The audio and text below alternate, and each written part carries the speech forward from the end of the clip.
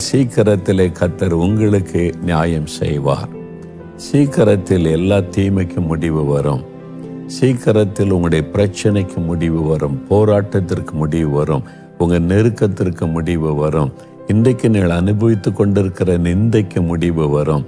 இன்றைக்கு நீங்கள் கலங்கி கொண்டிருக்கிற கலக்கத்திற்கு முடிவு வரும். இயேசு கேட்கிறாரு, நான் உனக்கு என்ன செய்ய வேண்டும்?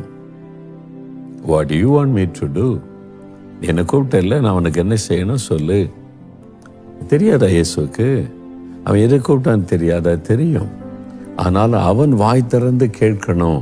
ஒரு குழந்தை கேட்கும்போது தகப்பனுடைய உள்ள மகிழும். குழந்தைக்கு என்ன தேவைன்னு தெரிஞ்சாலும் அந்த தகப்பனுக்கு அவனுக்கு என்ன வேணும், என்ன செய்யணும் கேளு அப்படின்னு சொல்லி அந்த குழந்தை மழலை மொழியில் சொல்லுவதை கேட்டு தகப்பனுடைய உள்ள மகிழ்வதை போல, ஆண்டவரே நான் உடைய பிள்ளை, எனக்கு இதை செய்யுங்க அப்படின்னு நம்ம கேட்கும்போது ஆண்டவருடைய உள்ள மகிழ்கிறாரு. என் மேல விசுவாசம் வைத்து என் மகன் என் மகள் கேட்கிறாள் என்று ஆண்டவர் சந்தோஷப்படுகிறார். அதனால தான் நம்முடைய ஜெபத்தை அவர் எதிர்பார்க்கிறார். நம்ம ஜெபிக்காதனால் தான் நிறைய பேர் பெற்றுக்கொள்ளாமல் இருக்கிறோம்.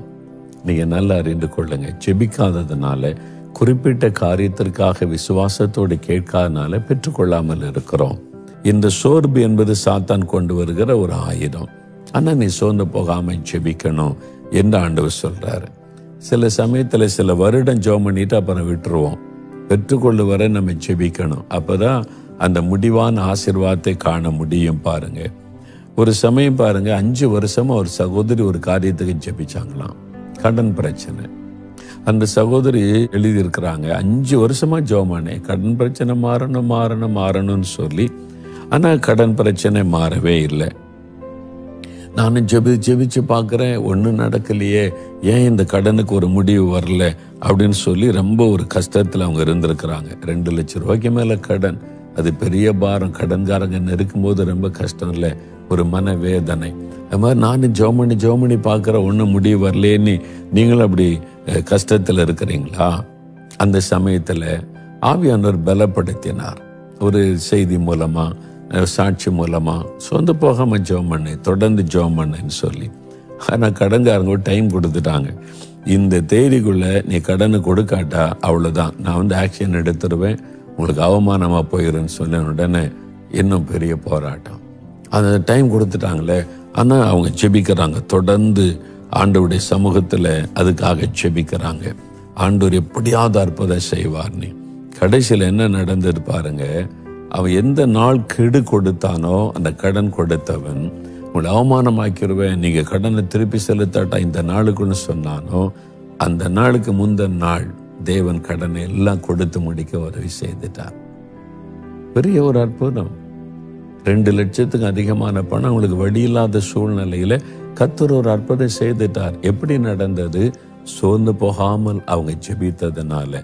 5 வருஷமா ஜெபிக்கிறேன், பிரச்சனைக்கு முடிவு வரலையே. சில சமயத்துல தேவன் நம்முடைய ஒரு ஜெபம் பூரணமாகும் வரைக்கும் காத்திருப்பார். அதனால நம்ம சோர்ந்து போயிடக்கூடாது, தொடர்ந்து ஜெபிக்கணும். அதுதானே இயேசுவும் சொல்லி இருக்கிறாரு, சோர்ந்து போகாம நீங்க எப்பவுமே ஜெபிக்கணும்னு சொல்லி. இப்போ கொள்ளை நோய், கொரோனா, உலகமே பயந்து கொண்டு இருக்கிறாரு. கொள்ளை நோய் எப்போ முடிவுக்கு வரும்? சீக்கிரத்துல முடிஞ்சிடும். இது முடிஞ்சோடனே எல்லாம் முடிஞ்சிடும் நினைக்கிறீங்களா? திரும்பவும் வேற விதத்துல கொள்ளை நோய் வரும், பஞ்சம் வரும். இது கடைசி காலம். இது கடைசி காலத்துல நடக்கிற சம்பவங்களை குறித்து ஆண்டவர் லூக்கா 21 எழுதி இருக்கிறாரு. கடைசி காலத்துல இயேசுடைய வருகைக்கு முன்னால கடைசி கால பஞ்சம், கொள்ள நோய், பூமி அதிர்ச்சி வரும், இயற்கையினால பல அழிவுகள் வரும். இதெல்லாம் சொல்லப்பட்டு இருக்கிற ஒரு விஷயம். தொடர்ந்து வந்துகிட்டே இருக்கும், ஒன்று மாற்றி ஒன்று வந்து கொண்டே இருக்கும். இதுக்கு கடைசி கால ஆபத்துகள் என்பதாக தெய்வ மனிதர்கள் சொல்றாங்க. அப்போ இந்த கடைசி கால ஆபத்து வந்தா எப்படி தப்புறது? இப்போ கொள்ள நோய், பூமி எதிர்ச்சின்றீங்க, பஞ்சோன்றீங்க, எப்படி இந்த ஆபத்துக்கெல்லாம் தப்புறது? ஜெபம் தான் உங்களை பாதுகாக்கும். ஆண்டவரே சொல்றாரு, எப்பொழுதும் ஜெபமணி விழித்திருங்க. இனி சம்பவிக்க போற இந்த கடைசி கால ஆபத்துக்கு நீங்க தப்ப வேண்டுமானால், அந்த ஆபத்துகள் உங்களை சேதப்படுத்தாதபடி பாதுகாக்க வேண்டுமானால், நீங்க எப்பொழுதும் ஜெபம் பண்ணி விழித்திருக்கணும் என்று சொல்றாரு. No other shortcut. ஒரே வழி இதுதான், எப்பொழுதும் ஜெபம். ஜெபத்துல நீங்க ஸ்ட்ராங் ஆகுங்க, ஜெபத்துல உறுதியா இருங்க. இயேசு சொன்னார், இதுக்கு மேல வேற யார் என்ன பேசினாலும் அது ஆண்டவருடைய வார்த்தையா இருக்க முடியாது. அது பிசாசனுடைய ஏமாற்றுகிற காரியமா இருக்கும். இயேசுவே சொல்லுகிறார், நீங்க தப்பி பிழைக்கணுமானா எப்பொழுதும் ஜெபம் பண்ணுங்கள். நம்ம பாதுகாப்பா இருக்க ஒரே வழி ஜெபம். ஜெபிக்கிறவங்கள பாதுகாப்பார். அது சுயநலமா ஜெபிக்கிறவங்கள இல்லை. தேசத்துக்காக ஜெபிக்கணும், மற்றவங்களுக்காக ஜெபிக்கணும், அழிந்து கொண்டு இருக்கிற ஆத்மாக்களுக்காக ஜெபிக்கணும். அவங்க மேலதான் தேவன் கரிசனையா இருந்து பாதுகாப்பை அருளுவார். இன்னைக்கு ஒப்பு கொடுக்குறீங்களா? ஆண்டவரே, நான் ஜெபிக்கிறேன், இந்த கொள்ள நோய் முற்றிலும் அழிகிறது மாத்திரம் அல்ல, இதற்கு பிறகு எந்த ஆபத்து வந்தாலும் கூட நான் பாதுகாப்பாய் இருப்பதற்கு எப்பொழுதும் ஜெபம் பண்ணுவேன். அந்த ஜெப ஆவியை எனக்கு தாரும். சோர்ந்து போகாமல் ஜெபம் பண்ணுவேன். அதற்கு எனக்கு கிருபை தாரும்னு நீங்க கேட்டீங்கன்னா ஆண்டவர் தருவார். இப்ப நீங்க படிக்கிற ஸ்டூடெண்டா இருந்தீங்கன்னு வைங்க, ஸ்கூலு படிக்கிற இடத்துக்கு போகும்போது நீங்க ஸ்கூலுக்காக காலேஜுக்காக ஜெபம் பண்ணுங்க. உடன் படிக்கிறவங்களுக்காக ஜெபம் பண்ணுங்க. டீச்சருக்காக ஜெபம் பண்ணுங்க. உங்க ஸ்கூலுக்காக, காலேஜ், யூனிவர்சிட்டிக்காக ஜெபம் பண்ணுங்க. வேலை செய்கிறவங்க, உங்க கூட வேலை பார்க்குறவங்களுக்கு ஜெபம் பண்ணுங்க. பிஸ்னஸ் பண்ணுகிற எல்லாருக்காக ஜெபம் பண்ணுங்க. நம்ம ஜெபிக்க வேண்டிய காரியம் எவ்வளவோ இருக்கிறாரு.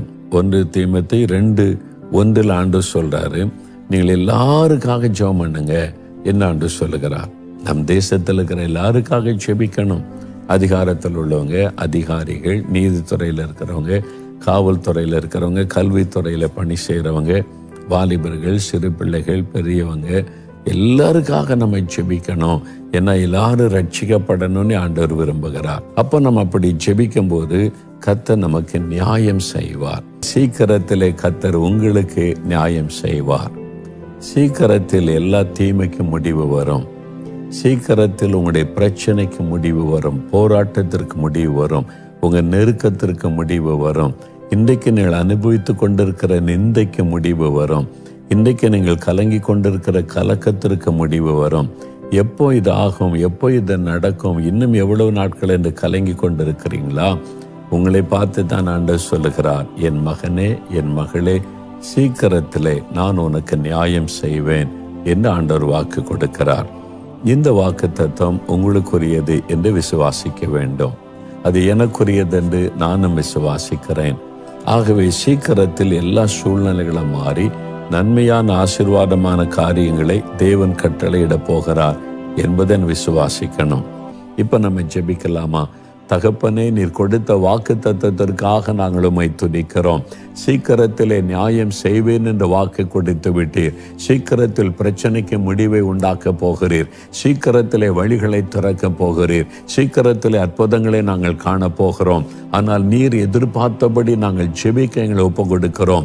சோர்ந்து போகாமல் எப்பொழுதும் ஜெபிக்க கிருபை தாரும். உம்முடைய வார்த்தையின்படி நடக்க அர்ப்பணித்துக் கொள்ளுகிறோம்.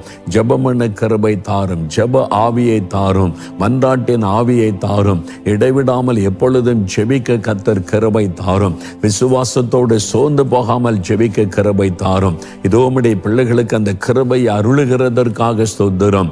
ஜெப ஆவியை தருகிறதற்காக ஸ்தோத்திரம். எல்லா ஜனங்களுக்காக ஜெபிக்க கிருபை தாரும். என் தேசத்தில் இருக்கிற எல்லா மக்களும் ரட்சிக்கப்பட, எங்க பட்டணத்தின் மக்களுக்காக ஆண்டவரே, என் கண் முன்னால் இருக்கிற ஜனங்கள், என்னை நேசிக்கிற மக்கள், எங்கள் தெருவில் இருக்கிற மக்கள், ஊரில் இருக்கிற மக்கள், என் கூட படிக்கிற மக்கள், வேலை செய்கிற மக்கள் எல்லாருக்காக நான் ஜெபிக்க எனக்கு கிருபை தாரும் அப்பா. ஆண்டவரே, நான் சோர்ந்து போகாம ஜெபிக்கணும். விடாப்பிடியா ஜெபிக்கணும். காரியங்களை பெற்றுக்கொள்ளும் வரைக்கும் ஜெபிக்கணும். யார் யார் ஜெபிக்க ஒப்பு கொடுக்கிறாங்களோ அவங்க மேல ஜெப ஆவி ஊற்றப்படட்டும். இப்பொழுது இந்த பிள்ளைகளுக்கு விடுதலை அருளி செய்யும். தகப்பனை, யார் யார் வியாதியோடு, வேதனையோடு, நெருக்கத்தோடு இருக்கிறாங்களோ அவங்க மேல உம்முடைய தழும்புள்ள கரத்தை வைத்து பூரண சுகத்தை கொடுப்பீராக. யார் யாருடைய காரியங்கள் தடைப்பட்டு இருக்கிறதோ அந்த காரியத்தை வாய்க்க பண்ணும். வேலை காரியத்தை வாய்க்க பண்ணும். திருமண காரியத்தை வாய்க்க பண்ணும். கற்பத்தின் கனியை கர்த்தர் வாய்க்க பண்ணும். பிசினஸ் காரியத்தை வாய்க்க பண்ணும். பிள்ளைகளுடைய படிப்பின் காரியத்தை வாய்க்க பண்ணும். சகல தடைகளும் விலகட்டும். வீடு கட்டுகிற காரியத்தை வாய்க்க பண்ணும். நன்மைகளை கண்டு மகளை செய்வீராக. உம்முடைய கரம் தொடுகிறதற்காய், அற்புதம் செய்கிறதற்காய் ஸ்தோத்திரம். சீக்கிரத்திலே நியாயம் செய்வேன் என்று சொன்னீரே, அந்த அற்புதத்தை உம்முடைய பிள்ளைகள் காணட்டும். இந்த மாதத்தில் ஒரு பெரிய அதிசயத்தை அவள் காணட்டும். இந்த மாதத்தில் அவருடைய வாழ்க்கையில வேண்டிக் கொள்கிற ஒவ்வொரு காரியத்திலும் அற்புதம் நடக்கட்டும். நீர் ஆசீர்வதித்ததற்காய் ஸ்தோத்திரம், ஸ்தோத்திரம், ஸ்தோத்திரம். இயேசு கிறிஸ்துவின் நாமத்தில் ஜெபிக்கிறோம் பிதாவே. ஆமேன், ஆமேன். பிரியமானவர்களே, ஆண்டவர் ஜெபத்தை கேட்டார். இந்த மாதம் முழுவதிலும் கர்த்தர் உங்களோடு இருப்பார். உங்களுக்கு நீதி செய்வார். உங்களுடைய காரியங்கள் அற்புத மாற்றத்தை காண்பீங்க. பெற்றுக்கொள்ளும் வரைக்கும் விசுவாசத்தோடு ஜெபிங்க. நம்முடைய தேசத்திலும் எல்லா சூழ்நிலைகள் ஆசீர்வாதமாய் மாறுவதை காண்போம். ஆமேன், ஆமேன்.